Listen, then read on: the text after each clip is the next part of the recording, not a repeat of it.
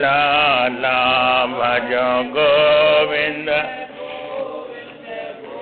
बाला भज मुरली मनोहर नंद लाला भज मुरली मनोहर नंद लाला भज मुरली नंद लाला। बोलो सच्चिदानंद भगवान की जय। ये वशिष्ठ जी महाराज कहते हैं, हे राम जी, वो जो परमात्मा है, आत्मा है, वो परमाणु से भी सूक्ष्म, परमाणु का भी परमाणु है। उससे छोटा कोई है नहीं और उससे बड़ा कोई है नहीं। सबसे बड़ा वही है और सबसे छोटा वही है, क्योंकि अंतिम तत्व वही है। सबसे पहले भी वह है और सबके बाद में भी वही रहता है, परंतु ये बीच में वही दिख रहा है। उसके बिना तो दूसरे का अस्तित्व ही नहीं है, पर पहचान न होने के कारण और उसको दूसरे रूप में, जड़ रूप में देख रहा है। ये जड़ और चेतन मायाकृत हैं, ये दोनों। क्योंकि ये जड़ चेतन वास्तव में नहीं है, ये जीव चेतन है और ये दीवाला आदि मकान जड़ है। तो ये जड़ चेतन का विवेक नहीं है, ये मायाकृत हैं जड़ चेतन। जैसे बाजीगर लोहे के गोला निकालता है अपने मुख में से जड़, और वो चेतन कबूतर बना के उड़ा देता है, और वो कबूतर उड़ता भी है और बोलता भी है, परंतु वो चेतन नहीं है, मायाकृत है। बाजीगर चेतन है, कबूतर चेतन नहीं है, ये बनाए भये हैं उसके। इसी प्रकार यहाँ ये जीव जगत सब बनाए हुए हैं, मायाकृत हैं। विवेक न होने से इनको सत्य मानता है। ये माया है, मैं और मोर तुरते माया, जय बस कीने जीवन काया। ये मैं बन के मेरे में फंसा हुआ है। तो परमात्मा जो है परम शुद्ध, सूक्ष्म, शांत है, शुद्ध है, उसमें जड़ता नहीं है, और आकाश के मध्य भाग से भी बढ़कर निर्मल है। क्योंकि आकाश में दूसरी वस्तु नहीं है, पवित्र है, आकाश निर्मल है। ये तो धूल से गंदा दिखता है, पानी से गीला दिखता है, पर आकाश में जो है न कोई धूल है न पानी है, निर्मल है, उससे भी ज्यादा निर्मल आत्मा है। दिशा, काल और परिणाम से उसका स्वरूप सीमित नहीं है। ये जितनी भी जो वस्तु हैं सब दिशाओं में है, नापतोल की है ये। जैसे ये शरीर 6 फुट का, 5 फुट का लंबा है, चौड़ा है ये, तो इस दिशा में लंबाई चौड़ाई बनती है देश में, और काल में जो है आयु बनती है, इतनी आयु का हो गया। तो ऐसे वो परमात्मा आयु से और नापतोल से, दोनों से रहते हैं। न उसमें नापतोल है और न उसमें आयु है, इसलिए दोनों से रहते हैं। और वो जो है सीमित नहीं है, अतः वह असीम है, वह अत्यंत विस्तृत और सर्वव्यापक है, उसका आदि अंत नहीं है। सर्वव्यापक आकाश भी है। तो व्यापक वो जो है ब्रह्मा जो बता रहे हैं, ये व्यापक और परिच्छिन्न ये अध्यारोप में होते हैं, परंतु जो जब समझाना है तो उसको विधेय रूप से ही समझाना पड़ता है।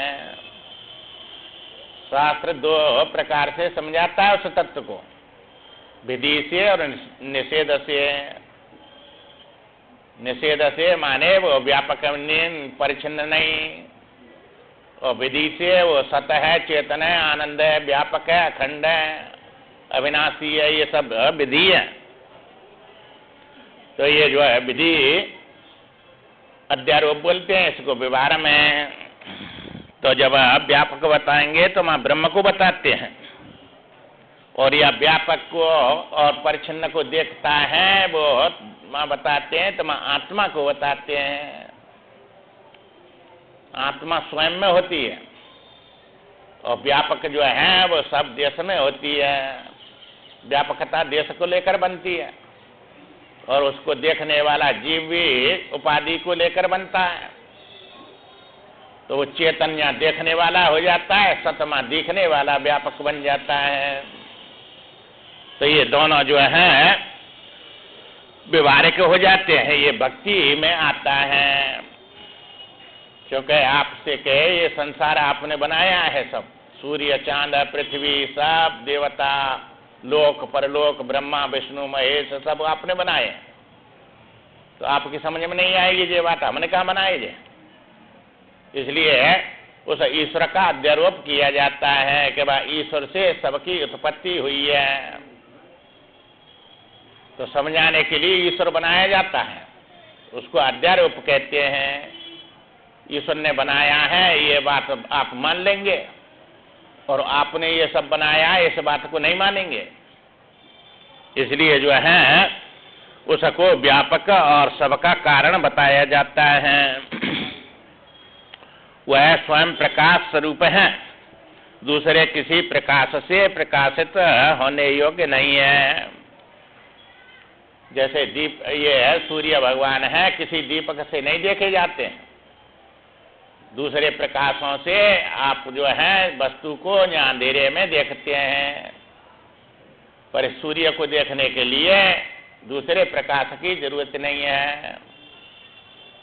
सूर्य स्वयं प्रकाश है, और स्वयं प्रकाश उसी प्रकाश से सब प्रकाश उत्पन्न होते हैं। क्योंकि सूर्य से ही सूर्य के द्वारा सूर्य दिखता है। आंख के पीछे भी सूर्य है, और इंद्रिय भी सूर्य है, और वो दिख रहा है विषय बन के, वो भी सूर्य है। इसलिए गुण में बरतते हैं, ये गुण बोले जाते हैं। इसलिए वो गुणातीत है आत्मा, इन सबको देखने वाला है। राम जी ने पूछा, गुरुजी भगवान अनंत चेतन स्वरूप उस परमात्मा का कैसा रूप है? क्योंकि उसका रूप समझ में आवे तब तो उसको जाने। पहले बताते हैं भाई वो ऐसा है, उसके लक्षण बताए जाते हैं, इसलिए फिर उसको जानने के लिए प्रयत्न करते हैं। इस विषय को आप फिर से मुझे कहिए, जिससे उसका भली भांत बोध हो जाए, ज्ञान हो जाए। क्योंकि वो इतनी सूक्ष्म वस्तु है, वो समझ में आती नहीं है, इसलिए बार बार पूछते हैं कैसा रूप है उसका। अब ये नाम और रूप तो ये मिथ्या बोले जाते हैं वास्तव में। तो वो तत्व का कुछ न कुछ रूप बनाना पड़ेगा, नाम रखना पड़ेगा, तभी उसके लिए ये प्रयत्न करेगा।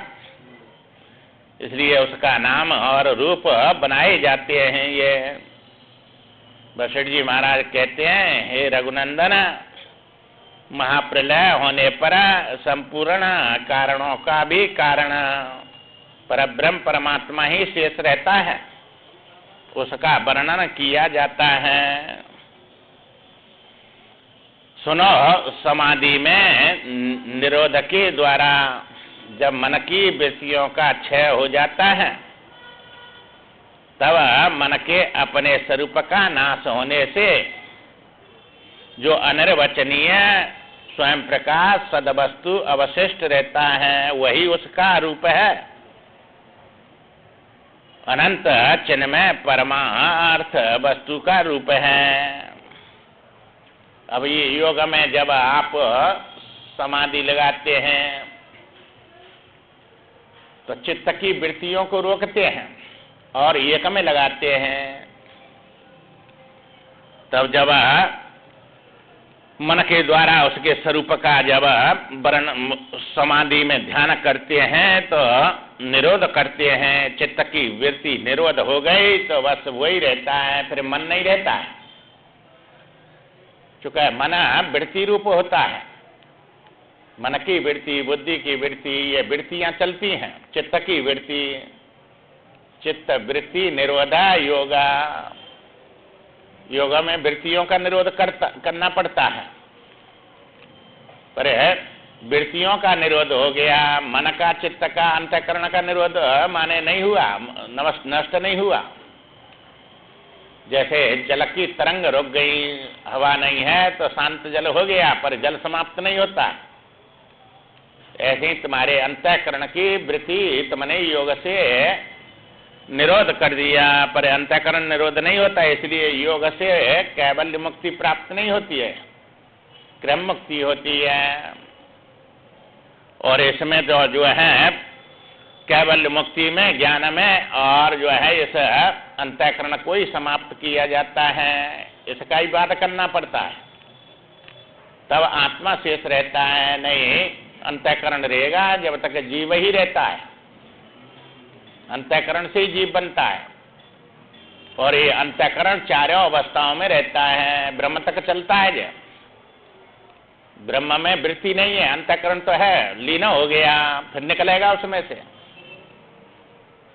इसलिए वो कर्म से मुक्ति नहीं है, वहां कर्म से गए आप, चूंकि निरोध किया है तो वहां ज्ञान और कर्म दोनों हैं। इसलिए ब्रह्म तक, कर्म और ज्ञान ब्रह्म तक पहुंचा देता है। अब वहां जाके आपको जो है अंतिम तत्व या संसार का ब्रह्म पा जाता है। बड़े भाग्य पाइए सत्संगा, वो व्यवहारिक सत्य है, वो सत्य है, वो योग से प्राप्त होगा। और यहाँ जो ये ज्ञान चल रहा है ये निधिध्यासन में आता है। निधिध्यासन में आंख मीच के ध्यान नहीं करना पड़ता है आत्मा के लिए। निधिध्यासन में तो ये शब्द के साथ ही तुम्हारे स्वरूप का बोध हो रहा है। निधिध्यासन में एक निज वृत्ति होती है, तो वो शब्द के साथ ही अपने स्वरूप को ग्रहण करने वाली होती है। तो श्रवण, मनन, निधिध्यासन और तत् और त्वम का शोधन, ये चार साधन जो है ज्ञान के। और पहला विवेक, वैराग और सत संपत्ति और मोक्ष की इच्छा, ये 8 साधन बोले जाते हैं ज्ञान के। और 8 ही साधन योग के बोले जाते हैं। तो ये यम, नियम, आसन, प्राणायाम, प्रत्याहार, धारणा, ध्यान, समाधि, ये 8 योग के साधन हैं। तो साध्य वस्तु कुछ प्राप्त करनी है तो साधन चाहिए, साधन से ही साध्य की प्राप्ति होती है। इसलिए जो है योग की प्राप्ति करनी है तो ये 8 साधन अपनाने पड़ेंगे, यम नियम आदि जो है। और केवल मुक्ति चाहिए तो ज्ञान के ये विवेक, वैराग्य, सत संपत्ति और मुमुक्षुता, मुमुक्षुता के बाद में ये श्रवण होता है। और श्रवण से मनन होता रहता है, और मनन से जो है निधिध्यासन होता रहता है। ये साथ में ही होता है सब। इसमें आंख मीच के जो है ध्यान नहीं करना पड़ता है, श्रवण के साथ ही सब हो रहा है इसमें। इसलिए ये उसमें जो अवशिष्ट रहता है योग में, वो चिन्मय परमात्मा का स्वरूप है। यहाँ को स्वरूप बता रहे हैं, सच्चिदानंद रूपाय विश्वोत्पत्त्यादि हेतवे। तो ये रूप है और आत्मा स्वरूप है। जैसा आपका दर्पण में रूप है और यहाँ आपका स्वरूप है, तो रूप मिथ्या होता है और स्वरूप सत्य होता है। इसलिए भक्ति में रूप बताया जाएगा और ज्ञान में स्वरूप बताया जाएगा। ये 2 बात है। इसलिए ये तो अब इस समय रूप, पहले रूप को देखेंगे तब जो है स्वरूप हम पहुंचेंगे उसकी कृपा से। तो पहले परमात्मा की कृपा चाहिए, तो ये साधन करना पड़ेगा। तो ये साधन साध्य है सब, और आत्मा ज्ञान जो है साधन साध्य नहीं है। अविद्या की निवृत्ति है। तो केवल सुनने से ही ज्ञान होगा। कोई न योग करना है, न जप करना है, न ध्यान लगाना है, अविद्या निवृत्ति करनी है। परंतु अविद्या निवृत्ति जब ही होगी जब वो शुद्ध पवित्र हो जाएगा। कनक माहे मिले मल मिले गयो, साधन ते नर पृथक करे, क्यों ही आत्मा देह ते पृथक होए तब मिले हरे। या आत्मा को देह से अलग करना पड़ेगा, क्योंकि शरीर में ठूसा हुआ है ये सब पूरा का पूरा अभिनिवेश कहते हैं इसको। ये चेतन को जड़ में डाल दिया और या जड़ को चेतन समझ रहा है।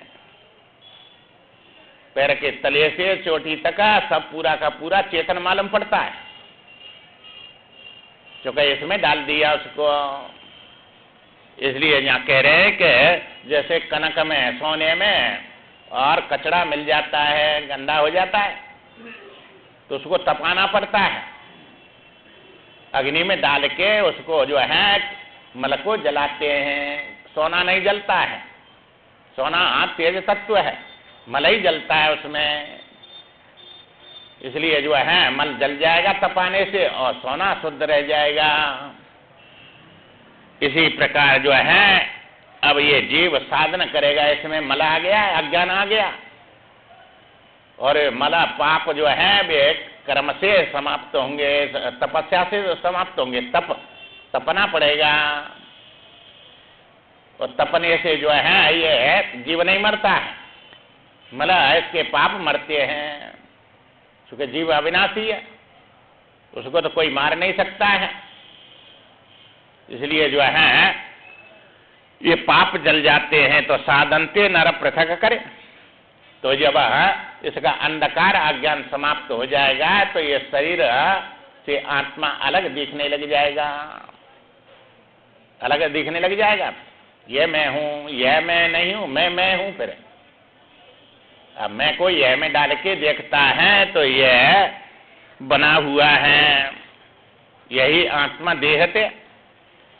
जैसे वो शुद्ध पवित्र शुद्ध हो गया तपाने से, जैसे सोना, इसी प्रकार आत्मा देह से पृथक। और ये सबई हरि, सबका हरण हो जाता है, वहां कोई बचता नहीं है। मिले हरे, हरिनाम उस परमात्मा का ही आत्मा का है, और जो है इधर परमात्मा का है, तो वहां भी तपस्या करके उससे मिलना पड़ेगा और ज्ञान समझना पड़ेगा। तो वहां जो है उसको मिलने के लिए उसमें एक होना पड़ता है। और यहाँ ऐसा नहीं है ऐसे चश्मा को इस कब्र में रख दिया, ऐसे आत्मा को उस परमात्मा में रख दिया, या जीव को उसमें रख दिया। क्योंकि आत्मा ही आत्मा है, जीव और परमात्मा उससे अलग नहीं है। ये तो जीव बनाया है, वहां परमात्मा बनाया है। जब तक नहीं जाना उस आत्मा को तब तक तुम जीव है और वो परमात्मा है। और जब आत्मा को जान लिया तो तुम जीव नहीं, वो परमात्मा नहीं, वो तुम्हारा स्वरूप है। बस वही केवल मुक्ति वही होगी, सब दुखों से वही छूटेंगे, उससे पहले छूटने वाले नहीं है। उससे पहले तो कितने भी कर्म करो उनके फल भोगेंगे तुम, सुख या दुख। तो ब्रह्मलोक जाओ चाहे स्वर्गलोक जाओ, सब जगह जो है तुमको कर्म के अनुसार भोग मिलेंगे। वे भोग से भोगता सुखी दुखी होता है।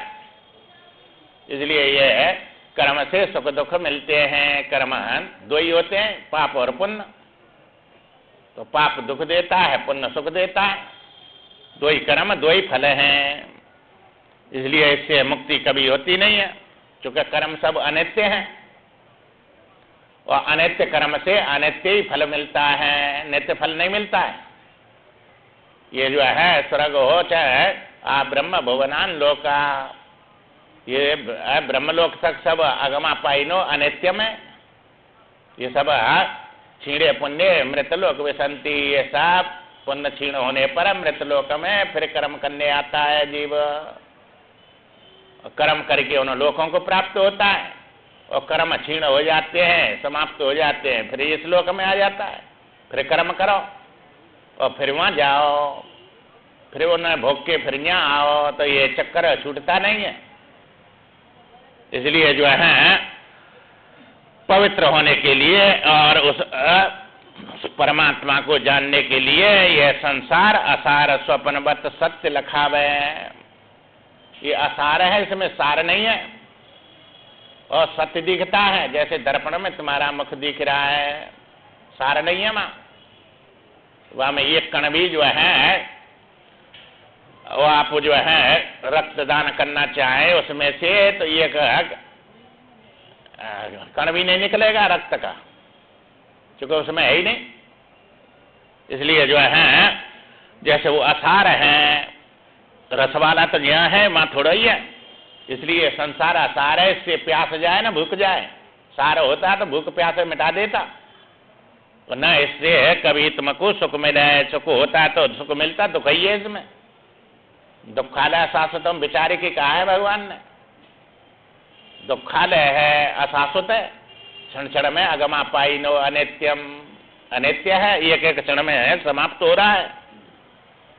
इसलिए वशिष्ठ जी महाराज कहते हे रघुनंदन, जो परमात्मा शेष रहता है समाधि में, मन की वृत्तियों का क्षय हो जाता है ना, तब मन के अपने स्वरूप का नाश होने से, और नाश क्या, वो मन जो है आत्मा ही था, जीवात्मा चेतन ही था। चेतन के स्पंदन को मन कहते हैं।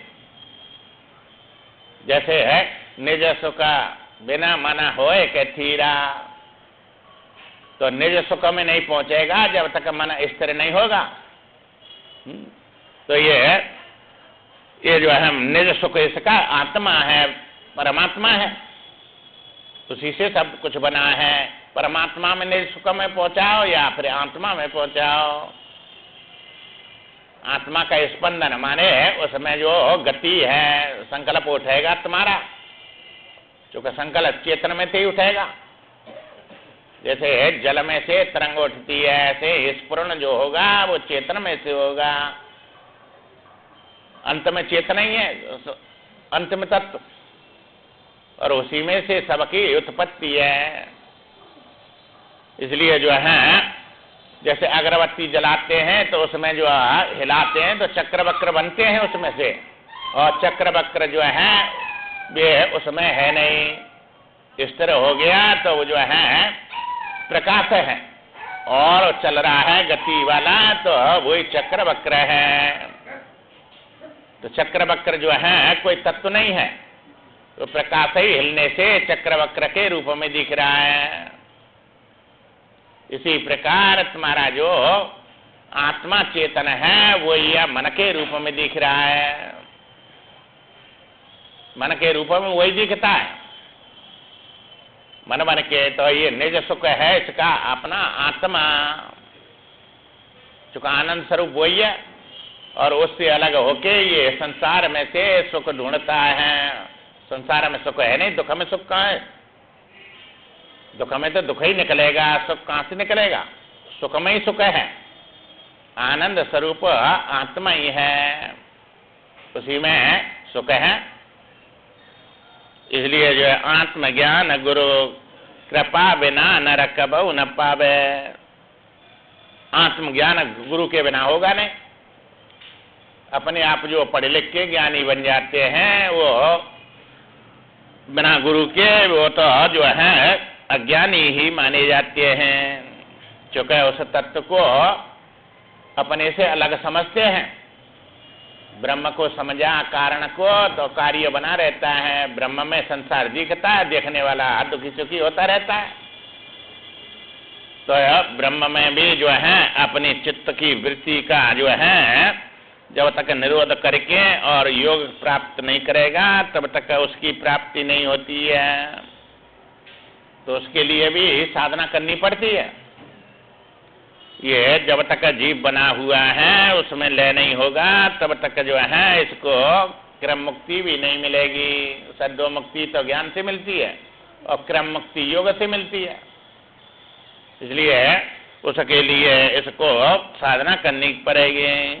तब मन के अपने स्वरूप का जो वास्तविक स्वरूप है अनिर्वचनीय स्वप्रकाश सदा रूप अवशिष्ट रहता है, वही अनंत चिन्ह में परमात्मा वस्तु रूप है।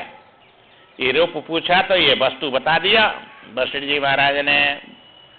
अब ये सबका मन का लय करके पाया है वो अपने स्वरूप में। जब शून्य जगत नहीं रहता और दृश्य के अभाव से दृष्टा भी विलीन हुआ सा प्रतीत होता है। क्योंकि दृष्टा तो दृश्य को लेकर ही बोला जाता है। जब मां दृश्य नहीं रहा तो दृष्टा भी नहीं बोला जाएगा, विलीन सा हो जाएगा। पर अपना अभाव होता नहीं है दृष्टा का। दृष्टा दृष्टि से दृश्य देखता है। अमा दृश्य है का बात कर दिया नेति नेति से, और जो है दृश्य को जिससे देख रहा था वृत्ति से उसका भी बात कर दिया दृष्टि का, दृष्टा रह गया। तो उस जगह पे ये योग का दृष्टा है। यहाँ योग में दृष्टा शेष रहता है, और जो है भक्ति में ध्येय परमात्मा एक शेष रहता है, और ज्ञान में जो है दृष्टा और दृश्य दोनों के बीच में जो ज्ञान है, क्योंकि ज्ञान के पीछे ज्ञाता नहीं और ज्ञान के आगे ज्ञेय नहीं, वह ज्ञान का नाम आत्मा है। ज्ञान ही रह जाता है, वो ज्ञान ऐसा नहीं है देखने वाला, चेतन है। फिर वो ये समाधि की वेदांत की है। और ये जो दृष्टा बता रहे हैं ये योग की समाधि है। और ध्येय जो ध्येय में जैसे मीरा मूर्ति में लीन हो गई, वो ध्येय है भक्त की समाधि है। ध्येय में जाता एक हो जाता है। तो ये तीनों समाधि जो है भक्त की और योग की और ज्ञान की बतलाई जाती हैं। तो यहाँ जो है मां अनंत जो प्रकाश सदरूप अवशिष्ट रहता है, वही उस चिन्ह में परमात्मा का स्वरूप है, रूप है वो। जब दृश्य जगत नहीं रहता और दृश्य के अभाव से दृष्टा भी विलीन सा प्रतीत होता है, उस समय जो दृष्टा दृश्य और दर्शन ऐसा त्रिपुटी के लय का प्रकाशक साक्षी रूप से अवशिष्ट रहता है। अब उसको अंत में तो बताना ही पड़ेगा। अब दृष्टा तो दृश्य को लेके और दर्शन को लेके बनते हैं, वो त्रिपुटी का प्रकाशक है वो। ये त्रिपुटी जो है ये तो जीव बन के और जो है उपाधि वाली है, तो वो तो ध्याता ध्यान ध्येय और ये सब प्रमाता प्रमाण प्रमेय ये सब व्यवहार में आते हैं। इसलिए ये त्रिपुटी का प्रकाशक वो शेष रहता है, वो अपनी आत्मा है। वो अपने से अलग सातवें आकाश में नहीं है, क्योंकि नेति नेति करके वो ब्रह्म बचेगा। इसमें वह ब्रह्म को जानने है तो वो तो तुम्हारी नेति में कट जाएगा। ये तो है, उसको काटना है, विषय को निर्विषय को पाना है। तो निर्विषय अपना स्वरूप है, विषय परमात्मा है और निर्विषय है ये जीवात्मा है। तो परमात्मा को जीवात्मा देखता है, क्योंकि ईश्वर की सिद्धि जीव से होती है। जीव के बिना ईश्वर सिद्ध नहीं होगा। इसलिए जो है वह परमात्मा शेष जो है अपने स्वरूप में पाएगा, यह में नहीं पाएगा, वो एम में पाएगा। क्योंकि भगवान ने कहा तो सबकी आत्माओं में, तो यह व्यवहार में भी सबकी आत्मा है। वो परमार्थ में तो आत्मा सबकी नहीं है, अपनी आत्मा है। सब मां मिट जाता है। जैसे स्वप्न में आप सबकी आत्मा है, तुम्हारे से सबकी सिद्धि हो रही है। पर जागृत में आए तो तुम्हारी आत्मा थे वहां, सब तो समाप्त हो गया, सब कहाँ रहा। तो तुम्हारी आत्मा थी वहां, सबकी नहीं थी। स्वप्न में सबकी आत्मा थी। तो ये जो है भगवान ने कहा अहम आत्मा गुणा के सर्वभूत से स्थिता। जैसे करोड़ गढ़ा रखे हैं, उसमें सूर्य भगवान के सब में मैं ही दिख रहा हूँ, मैं ही आत्मा रूप से सब घड़ाओं में वो प्रकाश सूर्य का ही है, वही दिख रहा है। ये कहीं सूर्य अनेक घड़ाओं में दिख रहा है, ऐसे ही एक परमात्मा सब इस अंतःकरण रूपी घड़ाओं में दिख रहा है। सब में आत्मा मन के बैठा हुआ है चेतन। चिन्मय ब्रह्म ही उस परमार्थ वस्तु का स्वरूप है। ये परमार्थ वस्तु वो चिन्मय है, चेतन है, वो स्वरूप है। जीव स्वरूपा चित सत्ता का जो अचिंत्यनीय चिन्मय निर्मल एवं शांत स्वरूप है, वही उस परमात्मा वस्तु या परमात्मा का स्वरूप है। अब यहाँ जीव से अलग नहीं बता रहे हैं उसको, जो जीव का जो चिन्मय स्वरूप है वही उस परमात्मा का स्वरूप है। इसलिए जीव उसको जानता है तो अपने से अलग हो जाएगा, और वो अपनी आत्मा हो गया तो अलग नहीं होगा, वही शेष रहेगा। क्योंकि चेतना स्वयं में ही मिलता है, एकदम में नहीं मिलता है। एकदम में सब कल्पना होती है, जड़ होता है, नाशवान होता है, परिच्छिन्न होता है। इसलिए किसी भी रूप में आप देखेंगे उसको तो आप अद्वैत सिद्ध नहीं होगा, आप देखने वाले और वो देखने वाला बना रहेगा। तमहो ब्रह्म, ब्रह्म ज्ञानी नहीं, यह हमें कमी दिखाए। तमहो दृष्टा ब्रह्म के, ब्रह्म दृश्य हो जाए, ब्रह्म दृश्य हो जाएगा, तुम दृष्टा बने रहेंगे तो दो ही रहे हमें, एक काम हुआ, अद्वैत नहीं हुआ, द्वैत ही बना हुआ है। इसलिए ये इसमें तो कमी है। तो मैंने उसको ज्ञानी बन के और ब्रह्म को जाना तो वो तो ज्ञेय बन गया, तुम ज्ञानी हो गए उसके। चूंकि विषय को लेकर ज्ञान होता है, बिना विषय के ज्ञान होता ही नहीं है। और ज्ञान जितने भी हैं विषय को लेकर वे सब मिथ्या ही होते हैं, सत्य ज्ञान होता ही नहीं है। सत्य ज्ञान ना होता नहीं है, वो तो ज्ञान स्वरूप है, ज्ञान में आने वाला थोड़ा ही है। तो ज्ञान में आने वाले जड़ होते हैं, तो जड़ थोड़ा ही है परमात्मा, तो तुम्हारे ज्ञान में आ जाए। ये सब बड़े सूक्ष्म रहस्य हैं, ये बिना गुरु के, इसलिए तो कहा ज्ञान नहीं होता है। आत्मज्ञान गुरु कृपा बिना नर कबहू न पावे। इसलिए जो है जागृत स्वप्न सुषुप्ति वृत्ति को साक्षी जो है, ये तीन अवस्था हैं, इनमें साक्षी रूप से तीनों में जो रहता है, क्योंकि ये साक्षी वाक्य है और ये संसार आभास वाक्य है। ये आभास वाक्य संसार है और साक्षी वाक्य आभास है। ये आभास माने जीव और साक्षी माने आत्मा। इसलिए आत्मा साक्षी यहाँ बतला रहे हैं, चूंकि बताना है तो कुछ न कुछ उसको बनाना ही पड़ेगा। उस परमार्थ वस्तु या परमात्मा का स्वरूप वही है। इसलिए जो है आकाश का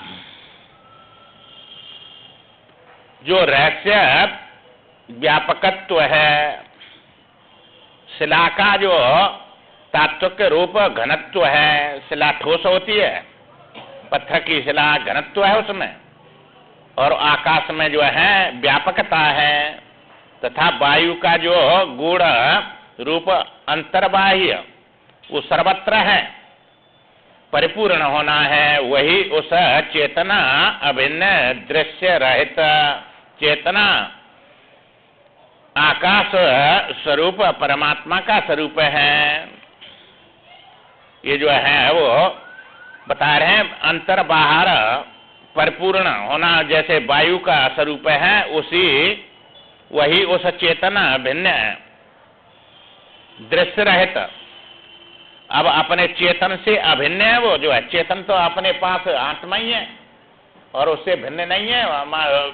दृश्य बना के उसको देखें, आकाश स्वरूप, आकाश माने अब इस जगह पर देखेंगे तो व्यापक मानना पड़ेगा उसको।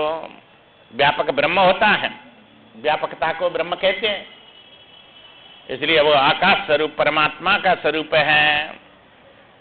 इसमें वेदन वृत्ति बुद्धि वृत्ति का प्रकाश, पदार्थों की स्फुरण का दृश्य विषय का और तम अज्ञान का साक्षी भूत जो अनादि अनंतर वेदन ज्ञान है, वही उस परमात्मा का स्वरूप है, रूप है। अब ये जो है, अब देखेंगे तो उस देखने वाले को ब्रह्म या आत्मा परमात्मा समझो, दिखने वाले को मत समझो। देखने वाला तो स्वयं में अपने पास है। दो परमात्मा चेतन होते नहीं है, दिख है चेतन और यहाँ देख है। देखने वाला चेतन होता है और दिखने वाले जड़ होते हैं सब। तो चेतन की भावना है, मां श्रद्धा है, अनुमान है। चेतन नहीं सिद्ध होते हैं विचार में। जैसे ऐसे चेतन आपने स्वप्न में देखे, सब बात कर रहे थे, तो जग के कहां सिद्ध होते हैं वे चेतन? सब जड़ हो गए। इसी प्रकार हम जो है वो परमात्मा जो ज्ञान स्वरूप है, वही परमात्मा का रूप है। ज्ञेय ज्ञान और ज्ञाता सामने प्रतीत होने वाली यह त्रिपुटी जहां उदित होती है, इस त्रिपुटी को जो है ज्ञाता और ज्ञान और ज्ञेय को देख रहे। तो मैं ज्ञाता बन के और या आंख से ज्ञान से और या मायक को देख रहा हूं। ये त्रिपुटी उदित हो रही है, इसके पीछे जो बैठा है त्रिपुटी के, वो चेतन आत्मा।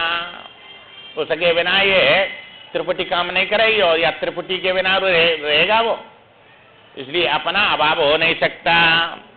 ये मैं हूं ये तो आप जानेंगे जीव बन के, पर मैं नहीं हूं ये कभी जान नहीं सकते, क्योंकि तुम्हारा अभाव होता ही नहीं है। इसलिए मैं नहीं हूं ये वृत्ति से नहीं जाना जाता है। मैं हूं ये वृत्ति से जानते, परंतु जीव बन के जानते हैं, प्रमाता बन के जानते हैं। प्रमाण से, वृत्ति से जानने जिसमें स्थित रहती है जो है ये त्रिपुटी, जिसमें उदित होके स्थित रहती है, उसके बिना ये त्रिपुटी सिद्ध नहीं होगी। और त्रिपुटी के बिना वो रहता है और जिसमें ही लीन हो जाती है, उसी में ये लीन हो जाती है, उसी में दिखती है। वो तुम्हारा स्वरूप है। तुम्हें जीव बन के और जो है ज्ञान से ज्ञेय को देख रहे हैं, और तुम कुछ भी नहीं देखेंगे, ना मैं को, ना यह को, ना वह को, तब जो है स्वयं रहेंगे। क्योंकि ये तीन है वस्तु, मैं दिखता है, यह दिखता है, वह दिखता है। मैं माने जीव, यह माने जगत, वह माने ईश्वर। तो ये तीनों दिखने लग जाते हैं मैं मन के।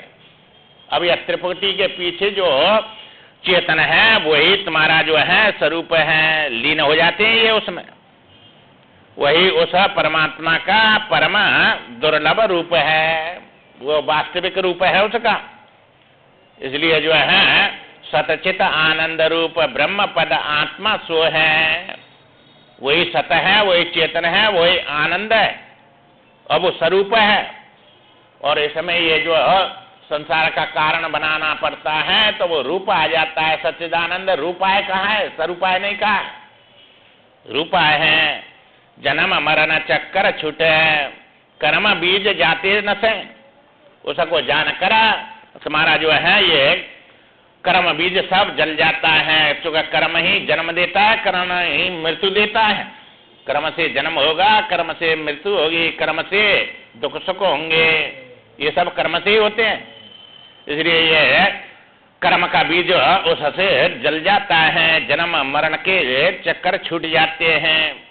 इससे बड़ा लाभ क्या होगा? संसार में कितना भी धन कमा लो, कितनी भी तपस्या कर लो, कितना भी जो है ऊंची पदवी प्राप्त कर लो, बस है ना तुम्हारा जन्म छूटेगा, ना मरण छूटेगा, ना दुख छूटेंगे, ज्यादा ही ज्यादा आएंगे। और इसलिए उसको जानकर ही इस सबसे जो है पार होंगे, ये चक्कर छूट जाएगा, कर्म बीज नस जाएंगे, जल जाएंगे सब।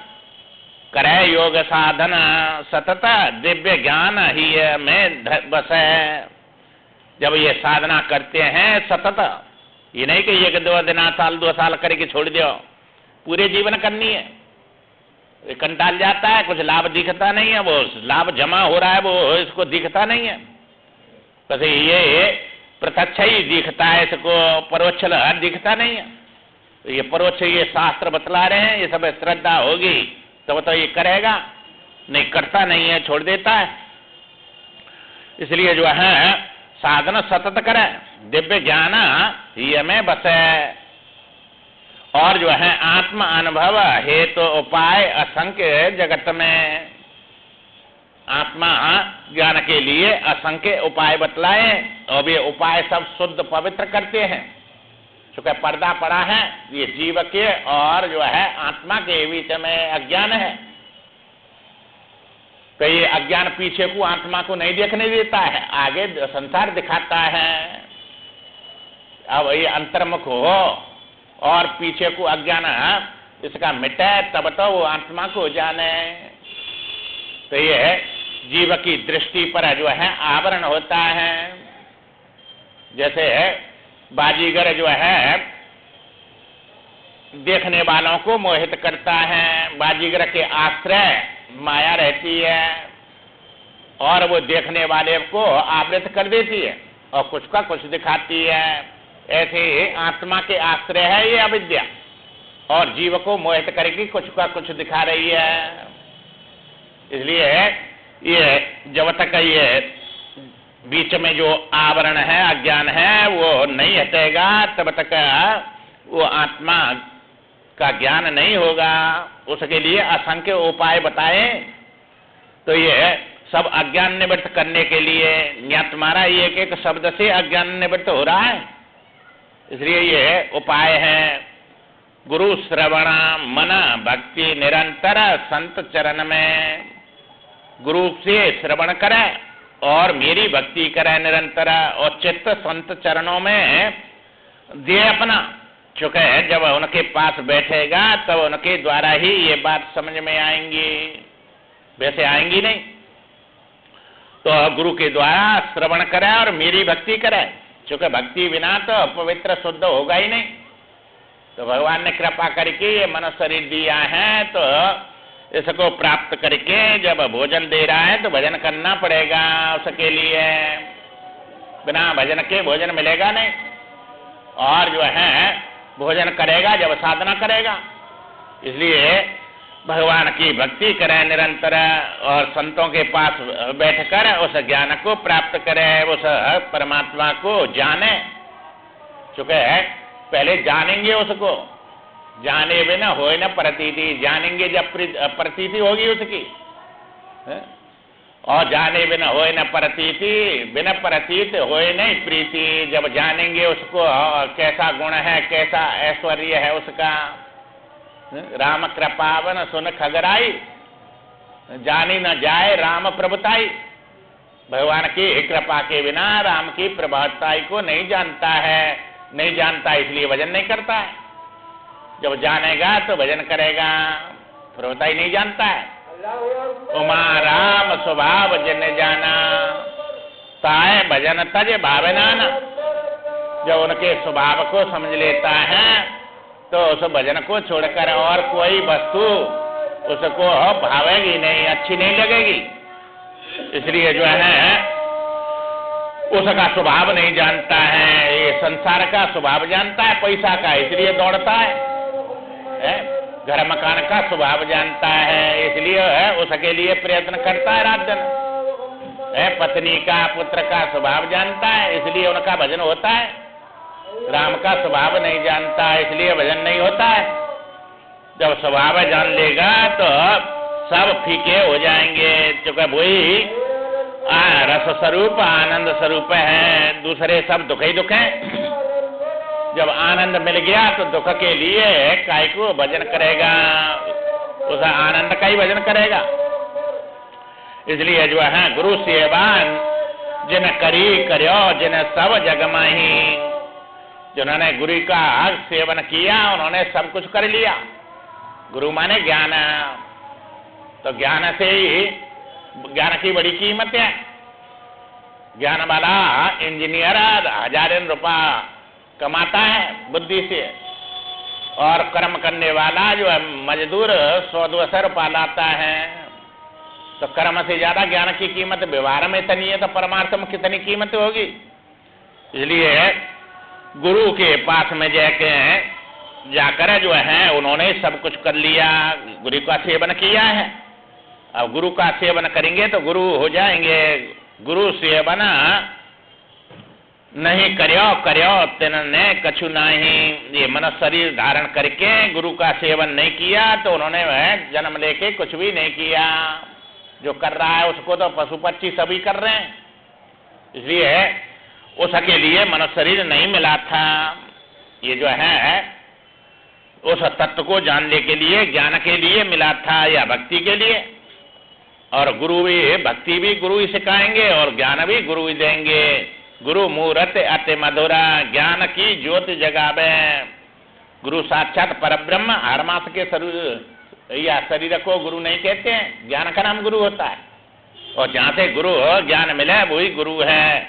24 गुरु बनाए कि नहीं दत्तात्रेय ने, ज्ञान दिया सबसे। तो जो है इसी प्रकार जो है ज्ञान जहाँ से मिलता है वो ज्ञान का नाम गुरु होता है। गुरु साक्षात परब्रह्म, तो ब्रह्म ज्ञान स्वरूप है, इसलिए वही जो है ज्ञान बताया जा रहा है यहाँ। तो वो ज्ञान स्वरूप जो परब्रह्म है वो वहीं से ज्ञान होगा।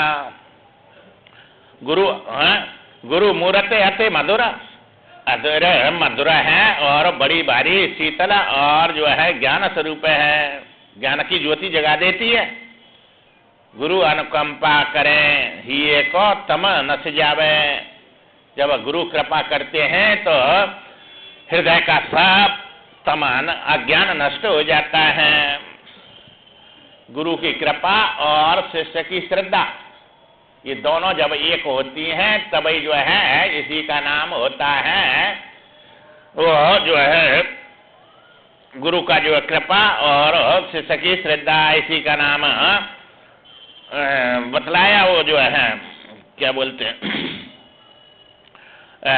दीक्षा ना, इसका नाम दीक्षा होता है। गुरु ने कृपा कर दिया, शिष्य की श्रद्धा है, दीक्षा हो गई। और दीक्षा हो गई तो बस ज्ञान प्राप्त हो जाएगा। सदा साधु सत्संग करे विषयन ते बच के। ये संसार के जो विषय हैं इनसे बच के साधुओं का संग करें तो साधु तो जो है साधु ही बना देगा। और ये विषय तो मारने वाले विषयों में ही डाल देंगे सब, इसलिए जो है उनसे बच के साधुओं का संग करें, सत्संग करें। उसे जो है सत से सत की प्राप्ति होगी। और ये विषय जो असत है तो असत में ही डालेंगे, दुख में डालेंगे। समझे सर्वस्व साधु करे सेवा रच पच के। सर्वस्व साधना कोई समझे और उसकी सेवन करे रच पच के। तत्परा संयत इंद्रिया संयम में हो और तत्परता हो, तब जो है ये भक्ति होती है, ज्ञान होता है। इसलिए उसका जो है सब ये साधन बतला रहे हैं। इसके बिना तो ये जो है पार संसार से हो ही नहीं सकता। संसार चाहिए तो भी यही करना पड़ेगा और मुक्ति चाहिए तो भी यही करना पड़ेगा। इसके बिना तो न संसार मिलेगा न मुक्ति मिलेगी। जो है ये सब करना पड़ेगा। करे अर्पण विनती करे, हे हरे ही को हरो तमा। ये जो है अर्पण करके भगवान के रच पच के और फिर यही मांगे उनसे कि हमारे अज्ञान को आप दूर कर दो भगवान। हमारे हृदय में जो ये तमा भरा हुआ है अज्ञान, करे अर्पण विनती करे, बस यही मांगना है। चूंकि अज्ञान ही दुख दे रहा है। रागोलिंग अबोधस्य, अबोध ही राग करा रहा है और उससे दुख हो रहा है। जे उपासना ईश की करें नहीं जग में फिरे फंसे। ये जो है जग में नहीं फंसते हैं, जो ईश्वर की उपासना करते हैं तो वे संसार से पार हो जाते हैं। ते पामर पशु पतित नर मर के नरकन में बसे। और जो पामर हैं जो भगवान को नहीं जानते, पशु के समान ये शरीर को खाओ पियो मौज करो और यही में बिता देते हैं, वे नरकों में जाते हैं, बड़ा भारी दुख पाते हैं। पामर हैं वे, पशु हैं, पतित हैं वे। इसलिए कृष्ण कथा दे चित्त प्रेम ते सुने सुनावे। ये जो है शास्त्रों को सुने और जो है सुनावे दूसरों को, और चित्त लगा के खूब तेना नव नव अनुराग बढ़े कबहू न अंघावे। इससे अंघावे नहीं और अनुराग बढ़ाता ही जाए, इसमें अपना प्रेम करता जाए, ज्यादा सुननी है। और ये हमारे बड़े काम की है। ऐसा समझे, और इससे बड़ा फल मिल रहा है हमको, बड़ा हमारा संपत्ति जमा हो रही है, विपत्ति से हटके संपत्ति जमा कर रहे हैं, ये व्यर्थ नहीं जा रहा है, ये घंटा तुम्हारी बड़ी संपत्ति जमा कर रहा है। इसलिए जो है इसके लिए सब काम छोड़ के और इसके अंगाव मत कबो राम कथा जे सुनत गाई रस विशेष जिन्हें जाना नहीं। ये सब राम कथा है, जो कोई भी कथा हो, राम कहते हैं रमे हुए को, जो परमात्मा सब में रमा हुआ है वही ब्रह्म है, वही आत्मा है, और उसी की कथा चल रही है, वो तुम्हारा स्वरूप है, ये तुम्हारी कथा है। दूसरे की कथा सुन सुन के ये संसार में फंस गए, तब अपनी कथा सुन के इससे निकल जाएंगे। इसलिए उसके लिए मन लगा के चित्त लगा के रोज समय से आके और इसको सुनो भाई, बड़ी कीमत है, और तुम्हारा इस समय कोई परेशानी नहीं है, आके यहाँ बैठ जाओ। सब क्या तुम्हारे हाथ दुखता है कि पैर दुखता है कि जीवन, सब सुनना ही सुनना है बैठ के शांति से, कोई इसमें परेशानी नहीं है, और कितना बड़ा फल मिल रहा है। इसलिए उसके लिए प्रयत्न करके और समय से आके बैठो और सुनो रोजीना, आगे विचार कर। श्रीमान नारायण नारायण।